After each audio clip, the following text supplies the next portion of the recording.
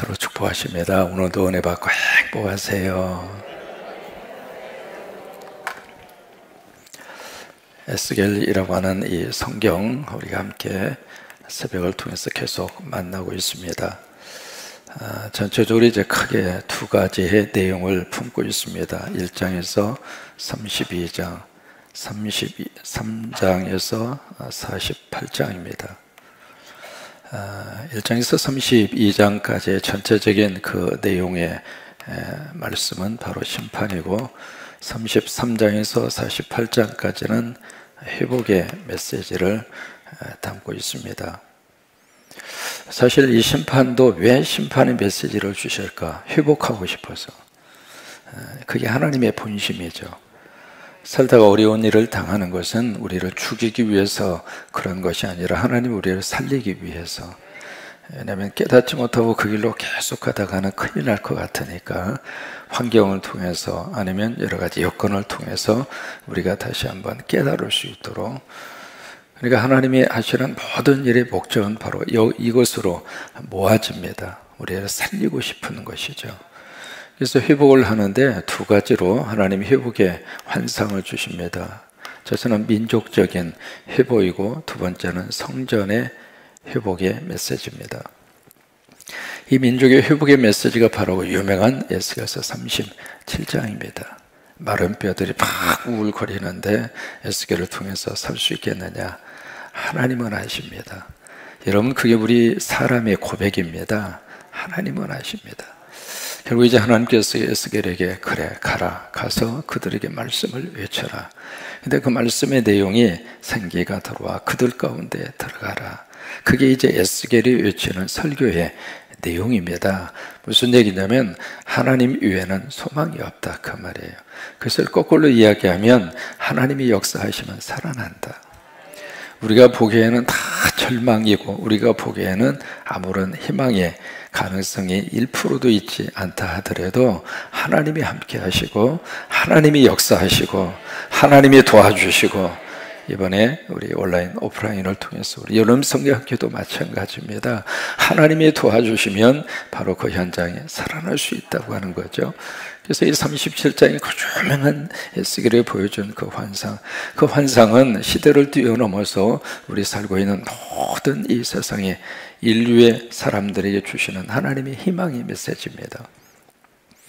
그 다음에 이제 두 번째 40장부터 48장까지 이 성전의 회복의 환상을 주시는데, 이 성전이 이제 두 가지의 회복의 메시지를 보여주고 있습니다. 첫째는 보이는 성전이 있죠. 그 다음에 보이지 않는 성전이 있습니다. 항상 성전에는 이 두 가지 개념이 늘 같이 가고 있습니다. 보이는 성전이라고 하는 것은 바로 우리가 이런 성전, 교회라고 하는 성전, 이게 다 보이는 그런 성전이죠. 또 하나 보이지 않는 성전이 있습니다. 이것을 그렇게 해서 이제 invisible church라 그렇게 이야기하는데, 이게 보이지 않는 성전의 궁극적인 장소는 천국입니다. 그래서 교회의 완성은 땅에서 이루어지는 것이 아니라 천국에서, 하나님 나라에서, 거기에 가야 우리가 정말 머릿속에 그리는 성서에서 나타나는 교회의 진정한 100%의 교회의 모습을 거기서 만날 수 있습니다. 근데 그러기 전까지는 우리는 이 보이는 성전, 근데 이 보이는 성전이 바로 두 가지로 또 나누어질 수 있습니다. 이런 건물로서의 성전이 있죠. 건물로서의 성전이 있고, 또 하나 성도 자체가 바로 하나님 앞에 멋진 성전이라고 하는 것입니다. 이 성전에 대한 개념이 이런 모습으로 쭉 그렇게 흘러가거든요. 지금 에스겔을 통해서 40장부터 48장까지 너무 놀라운 그 바로 성전, 그 성전을 에스겔을 통해서 이렇게 잘 보여줍니다. 보여주는데 그 성전의 전체적인 내용의 골격을 우리가 기억을 하시면 담이 있었잖아요. 담이 있었고, 그 다음에 동문을 통해서 계단 7개가 있습니다. 특이한 것은 계단을 3개를 통과를 하는데, 그 계단이 첫째는 7개, 두 번째는 8개, 세 번째는 9개입니다. 이런 내용들을 자세히 들어가서 살펴보면 참 재밌어요. 그리고 성전 계단 하나 올라갈 때마다 구약의 성도들은 뭘 했느냐면 성전에 올라가는 시편의 말씀을 하나님 앞에 찬양합니다. 계단 하나 올라가면서 찬양하고 또 하나 올라가면서 찬양하고. 그러니까 하나님의 거룩한, 오늘 이제 지성소거든요. 지성소 올라갈 때까지 그냥 막 정신없이 올라가는 것이 아니라 한 계단 올라가서 기도하고 찬양하고, 한 계단 올라가서 기도하고 찬양하고, 그렇게 해서 24개의 계단을 올라가는 거예요. 그래서 계단을 통해서 동문으로 들어가죠. 그럼 여기가 바로 바깥뜰입니다. 바깥뜰을 통해서 그 다음에 이제 안에 또 하나의 건물이 있습니다. 이 건물에 들어가는 바로 여기에 또 하나의 동문이 있죠. 이 문이 다 구조가 밖의 구조나 안의 구조나 다 똑같습니다. 그래서 이제 이 안뜰로 들어가는 또 하나의 동문, 여기도 계단이 8개가 있습니다. 그것을 통해서 들어가죠. 들어가면 여기에 그 유명한 뭐가 있느냐면 번제단이 있습니다. 우리가 안뜰이라고 하는 이야기 하죠. 안뜰. 그 안뜰이라고 하는 것은 바로 여기가 바깥뜰이고 여기가 안뜰이에요. 그래서 안뜰을 통해서 들어가면 또 하나의 건물을 만날 수가 있습니다. 삼중이죠. 그러니까. 그래서 이제 들어가는데 바로 여기에 성소로 들어가는 여기에 또 하나의 계단이 있습니다. 이 계단이 9개라 그 말이에요. 이 계단을 통해서 성소로 들어가고, 그리고 그 안쪽에 가장 지극히 거룩한 장소, 그래서 지성소라 그러는 거예요. Highest Holy Place, 아주 거룩한 장소다. 왜 거룩해요? 누가 계시니까? 하나님이 계시니까. 그래서 거룩한 장소에서 지성소라 그렇게 이야기를 해요.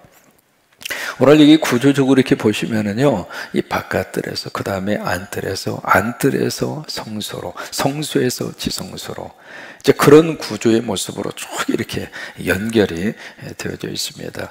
오늘 이제 그 에스겔이 보았던 이 환상의 내용은 바로 그 지성소, 그쪽 부분을 이렇게 측량하는 그런 모습을 우리에게 보여주고 있습니다. 여러분, 성경은요, 이 성전에서 주시는 하나님의 축복을 여러 군데에서 우리에게 소개를 하고 있습니다. 대표적인 장소 하나만 찾아서 보시죠. 시편 65편 4절. 시편 65편 4절, 다윗의 고백입니다. 거기에 이 성전과 성소를 통해서 하나님이 어떤 은혜를 주시는가. 시편 65편 4절 말씀. 그 이제 다윗의 고백인데 4절을 함께 읽습니다. 주께서 택하시고 가까이 오게 하사 주의 뜰에 살게 하신 사람. 여기 어디에 살아요? 주의 뜰입니다. 자, 보세요. 여기서 주의 뜰이라고 하는 것은 여기에 바깥뜰을 의미하는 게 아닙니다. 여기서 주의 뜰이라고 하는 것은 바로 여기를 의미하는 거예요. 그러니까 안뜰로 들어와서 그 안뜰 안에 바로 하나님의 성전이 있죠. 우리가 성전이라고 하는 말을 쓸 때에는 이 전체적인 것을 놓고 성전이라 그렇게 의미하는 것이 아니라 사실 바깥뜰에서 안뜰로 들어와 있는 이것이 바로 성전입니다. 그러니까 여기에 주의 뜰에 거하게 하신 이가 복이 있다. 여기 복이 있나니라고 하는 말씀으로 시작을 하잖아요. 4절에 여기에 복이 있나니. 이 복이 있다는 말은 다른 말로 말하면 해피하다 그 말이에요. 행복하다 그 말이에요. 그러니까 누가 지금 행복한 인생을 살고 있느냐, 누가 하나님의 복을 받고 살고 있느냐, 주께서 택하시고, 그러니까 택함 받은 하나님의 자녀로 사는 것이 행복한 거예요. 우리 젊은 날에 우리가 교회 학교 교사로 헌신하고, 여러분 그게 행복입니다. 아니 목사님 놀러 가야 되는데 놀러도 못 가고 교회에 붙들려 가지고 놀러 안 가는 게 복입니다.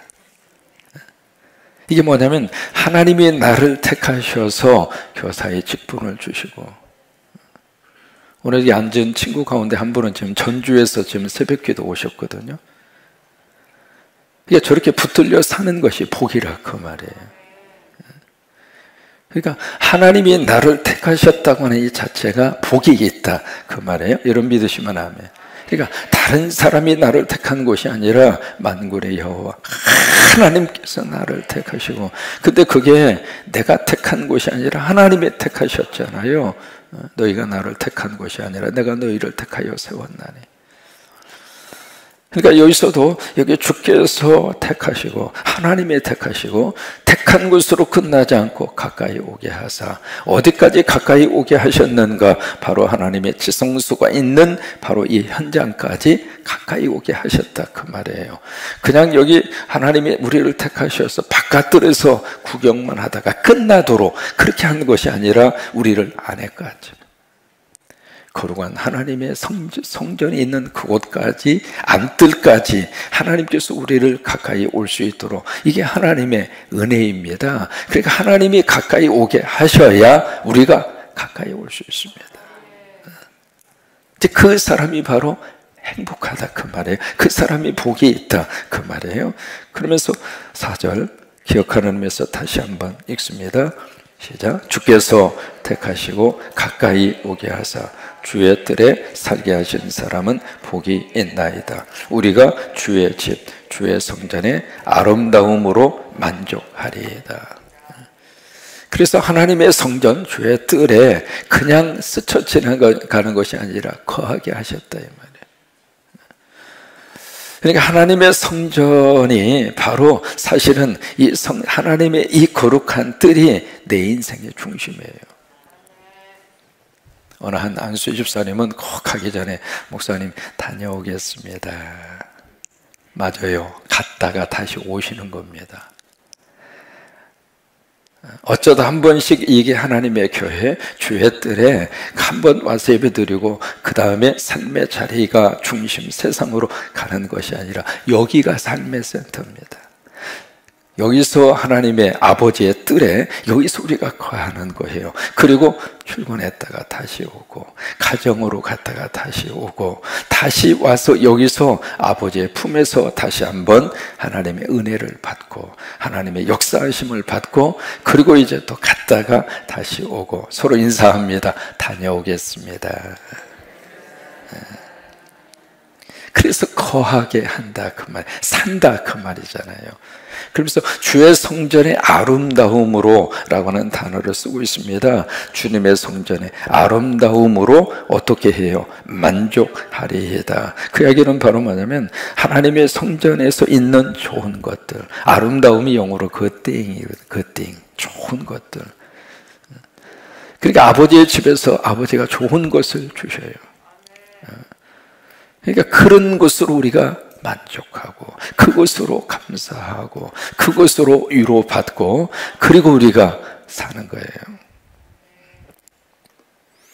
여기 아버지의 집에 온다는 이야기, 우리가 교회에 온다, 주의 뜰에 거한다, 그 이야기는 결국 아버지의 품에 안긴다 그 말이에요. 여기는 누구 집이냐면 아버지 집이거든요. 한번 해보실까요? 여기는 내 아버지 집입니다.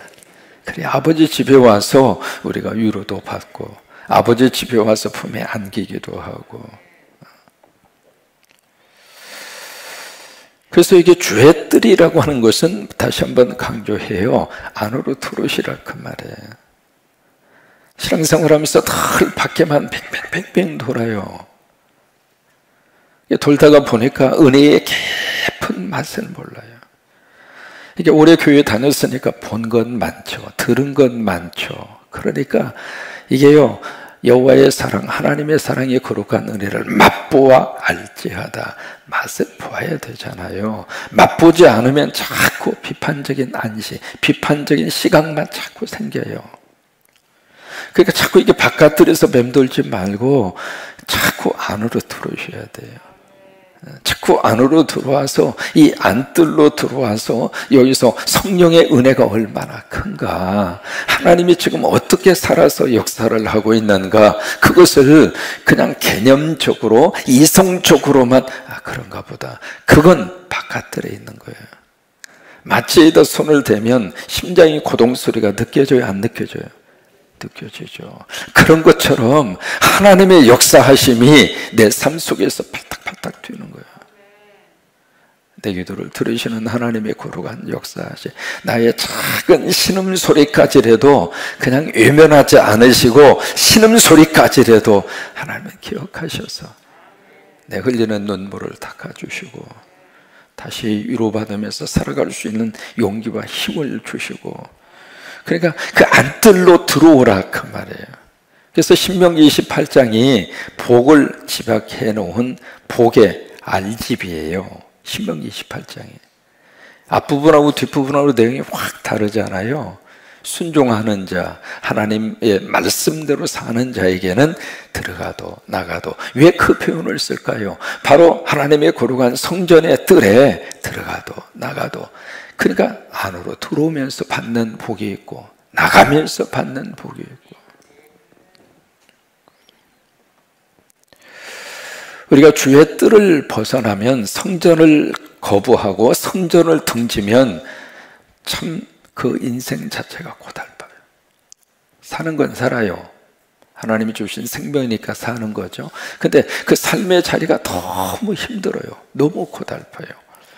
이게 하나님의 성전을 등지잖아요. 성전을 떠나면 그때부터 뭐가 있느냐면, 참 이렇게 표현을 해볼까요? 길거리에 주인 없는 개, 천덕꾸레. 이 사람한테 밟히고 저 사람한테 밟히고. 그런 것처럼 하나님의 성전을 떠나면 그때부터는 삶의 기근이 와요. 우리가 지금 북한의 사정을 우리가 들여다보고 있잖아요. 우리 알고 계시는 것처럼 남북한 경제 상황, 처음 출발할 때 북한이 더 잘 살았잖아요. 남쪽보다도 북쪽이 훨씬 경제력이 더 컸습니다. 남쪽은 북한에 비해서 떨어져 있었잖아요. 근데 지금 7, 80년의 세월이 딱 흐른 다음에 결과적으로 딱 보니까 이쪽 남쪽에는 뭐가 자꾸 세워졌는가? 교회가 세워진 거예요. 이 군산만 하더라도 인구 대비, 면적 대비 교회당이 가장 많은 곳으로 유네스코에 등록이 되어 있다, 그 이야기 하잖아요. 그러니까 남쪽은 자꾸 교회를 세웠어요. 하나님의 성전을 세운 거예요. 근데 북쪽은 하나님의 교회를 다 없앴어요. 교회를 없애니까 결국 그 민족 속에 뭐가 있는가? 지금 북한의 실정이 그 실정이에요. 하나님의 성전을 등지고 하나님의 거룩한 이 교회를 파괴시키고 교회를 문을 닫았을 때 그 민족과 그 백성들이 어떻게 사는가? 지금 중국이 폭우가 며칠째 지금 쏟아지고 있어요. 50일 이상입니다. 노아의 홍수 때 비가 며칠간 왔느냐면 40일 왔습니다. 이거요, 노아의 홍수보다도 더 큰 홍수가 지금 벌어지고 있는 거예요. 이게 지금 그 나라뿐만이 아니라 어제도 우리 전주, 대전 할 것 없이 지금은요, 뭐가 이렇게 쏟아지면 이게 뭐 10년, 20년 단위 자체가 이제는 50년, 100년으로 훌쩍훌쩍 뛰어버렸어요. 100년 만에 처음이라고. 이게 지금 몸살도 이게 보통 몸살이 아닙니다. 중국이 노아의 홍수 시절보다도 더 큰 지금 홍수를 맞이하고 있어서 세계에서 가장 큰 댐, 샨샤댐에 대한 붕괴에 대해서 막 우려하는 목소리가 막 여기저기 나오고 있잖아요. 그래서 이제 SNS에 만약에 산샤댐이 붕괴된다면 이라고 하는 가정하에 그 시뮬레이션의 동영상까지 유포가 되고 있잖아요. 소양강이 담고 있는 그 엄청난 양의 양보다도 13배나 더 많은 그 많은 물이 만약에 붕괴가 된다면 어떤 식으로 그 물이 피해를 입힐까? 그 시뮬레이션 보면 끔찍합니다. 이게 물의 높이가 약 한 10m 정도 높이로 그 물이 급물살이 돼서 밑으로 흘러가는데 그게 시속 100km로 흘러온다는 거예요. 상상이나 가십니까? 근데 이게 수백 킬로 떨어져 있는 그 도시에 왔어도 거의 시속 30km로 거의 5m에서 6m의 물의 높이로 흘러간다고 하는 거예요. 우리가 그 모습을 보면서 무슨 생각을 하느냐면 중국의 공산당이 회개해야 합니다. 중국이 저렇게 막 일어났을 때요, 교회를 세운 거예요. 제가 베이징, 그 다음에 천진 그쪽 지역에 초창기부터 출입을 했습니다. 얼마나 뜨겁게 기도하는지 말이죠. 그리고 여기저기 교회 세우고, 저도 중국에 십자가 몇 군데 그렇게 세웠습니다. 교회 막 세우면서 막 거기에 지하교회, 삼작교회 뭐 할 것 없이 그냥 뜨겁게 막 모일 때마다 기도하고, 그 열정이라고 하는 것은 어떻게 표현할 수 없을 정도로 이 교회를 막 세우니까 그 나라가 막 일어났잖아요. 중국이 언제부터 저렇게 잘 살게 됐습니까? 그래서 막 경제력이 일어나고 막 그렇게 힘을 가지게 되고 그렇게 됐잖아요. 근데 이 정권 들어서면서부터 이 공산당의 생각이 바뀌어진 거예요. 중국 사람들이 달라졌다기보다는 그 정권을 잡고 있는 중국 공산당이 생각이 달라진 거예요. 그래서 그냥 교회당 파괴시키고 십자가 다 저기고 다 불질러 버리고 선교사 다 지금 다 추방해서 선교 더 이상 할 수 없도록 그렇게 만들고, 지금 그런 식으로 지금 시작한 지가 불과 몇 년 됐습니다. 과연 거기에 대해서 어떤 결과가 올 것인가? 여러분, 하나님은 지금 살아계세요. 그러니까 하나님의 뜰에 거하는 사람은 하나님이 보호하시고 하나님이 축복하지만 이것을 파괴시키고 이것을 무너뜨리려고 하고 있고, 그리고 하나님의 거룩한 성전을 뭉개는 그 세력에 대해서는 지금까지 역사적으로 어떻게 그들을 하나님이 대했는가? 중국의 공산당 정권이 또렷하게 그것을 보고 회개하면 살고 회개하지 않으면 지실 거예요. 여러분, 20세기에 있어서 역사학자들이 가장 이 전 세계에서 가장 큰 하나의 사건을 꼽으라면 뭘 꼽겠는가? 20세기에 그 역사학자들이 꼽은 게 바로 뭐냐면 전쟁이 없이 소련이 무너진 거예요. 여러분, 그 당시에 미국이 소련을 치고 싶어도 칠 수가 없었습니다. 왜? 소련이, 만약에 미국이 소련을 치면 소련도 미국에게 당한 것만큼 미국을 칠 수 있는 능력이 있었어요. 그러니까 소련을 함부로 할 수가 없었던 거예요. 그래서 이 소련을 어떻게 쓰든지 견제하려고 중국을 끌어당긴 거죠. 그래서 중국을 키워놓은 거예요. 여러분, 이 국제정서 질서를 보면 참 묘해요. 그래서 이제 중국을 키워서 소련을 견제하려고. 그런데 오늘날 갑자기 소련이 망해버린 거예요. 전쟁이 없이. 여러분, 하나님이 손대면 그 어떤 강한 나라라 할지라도 한순간 와르르 무너지는 거예요. 근데 이제 중국이 조금 이렇게 크니까 이제는 무슨 생각이 들었냐면, 아, 그래, 나도 한번 1등 해먹어봐. 그리고 지금 그러고 있는 거예요. 그런데 하나님의 성전을, 교회를 텅졌을 때 어떤 역사가 나타나게 되는가? 교회를 닫아버리고 성도들을 더 이상 예배할 수 없도록 그렇게 만들었을 때 어떤 결과가 나타나게 되는가? 역사가 그것을 우리에게 말해주고 있습니다. 여러분, 성전 민족의 성전을 중심으로 모여드는 민족은 하나님이 다 귀하게 들어 쓰셨습니다. 로마가 그랬죠. 그 다음에 로마뿐만이 아닙니다. 영국이 그랬죠. 영국이 원래 이제 바이킹족이잖아요. 해적이잖아요. 해적. 영국은 남의 거 도둑질해서 먹고 사는 나라가 영국이었어요. 근데 그 바이킹의 그런 민족이 신사의 나라가, 뭘로 신사의 나라가 됐을까? 결국 성전이에요.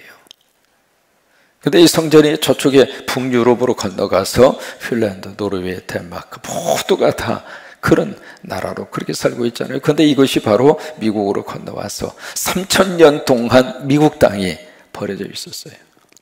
근데 그 땅에 바로 교회가 들어가고 성전이 세워지고 그러면서 미국이 일어나게 됐잖아요. 근데 이것이 한국으로 건너와서 4000년 동안 굶주림과 큰 어두움의 영에 사로잡혀서 그냥 미신과 무당과 점쟁이, 그런 영으로 찌들어 있는 이 땅이 교회가 세워지고, 그러면서 눈이 열리게 하시고 머리가 열리도록 역사하시고, 그렇게 해서 이 민족이 살아난 거잖아요. 여러분, 하나님 중심으로 사는 민족에게 소망이 있습니다. 교회를 세우는 사람을 하나님이 세우시는 거예요. 여러분, 여기에 성전은 아무라도 들어갈 수 있는 장소가 아닙니다. 레위인만 들어갈 수 있어요. 레위, 제사장만. 그래서 에스겔이 여기까지 들어가서 성소까지 들어가잖아요. 지성소는 레위인도 들어갈 수가 없었어요. 그래서 천사 혼자 들어가서 치수를 재가지고 오잖아요. 그러니까 아무라도 들어갈 수 있는 뜰이 아니에요. 레위인만 들어갈 수 있어요. 여러분, 영적으로 여러분은 레위인입니다. 우리 교사 선생님 여러분 한 분 한 분은 레위인이에요. 하나님의 택함 받은 레위인이 돼서 이 새벽에 나온 거예요. 이 새벽에 아버지의 집에 출입할 수 있는 거예요. 그런데 레위인에게는 어떤 축복을 주셨는가? 태어난 지 100일만 되면 인구조사의 대상이 됐어요. 일반적으로 이게 20세 이상만 인구조사 카운을 했습니다. 그때 레위인은 태어나서 100일만 되면 하나님이 다 이렇게 하나님이 숫자 개념으로 안아준 거예요. 이게 어렸을 때부터 하나님이 우리를 택해 주시는 거예요. 레위 족속은 여러분이 마주하시는 중고등부 친구들 하나님의 사람들입니다. 사춘기로 인해서 막 힘든 과정을 겪지만 우리 다 그렇게 겪고 살았죠. 그거 다 정상이에요. 그렇게 준비해서 성경 공부 가르치는 막 떠들고 그래요. 다 떠들면서 여러분도 자라났어요. 다 정상인 거예요. 하나님의 택함 받은 레위 사람이에요. 또 레위인에게는 땅을 기업으로 분배로 주지 않았습니다. 왜? 하나님이 레위인의 기업이에요. 우리 믿는 사람의 기업은 하나님이에요. 그래서 땅을 기업으로 주지 않았습니다. 여러분, 복은 누가 주는가? 하나님이 주시는 거예요. 복덩어리를, 복을 끌어안고 사는 사람이 오히려 축복이지, 복을 팍 쫓아가는 사람보다는 복을 끌어안고 사는 사람이 진짜 복이죠. 하나님이 복이라 이 말이에요. 그래서 하나님을 기업으로 준 거예요. 또 하나 마지막으로 이 레위 사람들, 특히 제사장에게는 제사장이 옷을 입혀줬습니다. 그 제사장의 옷을 보석이 12개가 달려있고, 여러분 그 옷을 현대 시가로 계산을 하면 얼마냐면 7억이에요. 7억. 7억짜리 옷을 입혀준 거예요. 여러분들이 그냥 옷 입고 있는 게 아닙니다. 7억짜리, 그런 마스크는 얼마짜리예요 지금? 좋은 것으로 하나님이 입혀주세요. 아무거나 갖다 입혀주는 것이 아니라 뭐 값으로도 따질 수 없을 정도로 너무 좋은 거예요. 그 옷을 하나님이 우리에게 입혀주시면서 주의 뜰에 거하게 하시고, 우리를 택하여 주의 뜰에 거하게 하시고 하나님에게 가까이 할 수 있도록 그 사람이 바로 복이 있고 그 사람이 행복한 거예요. 여러분, 그 은혜가 오늘도 넘치시게 되기를 주의 이름으로 축원합니다.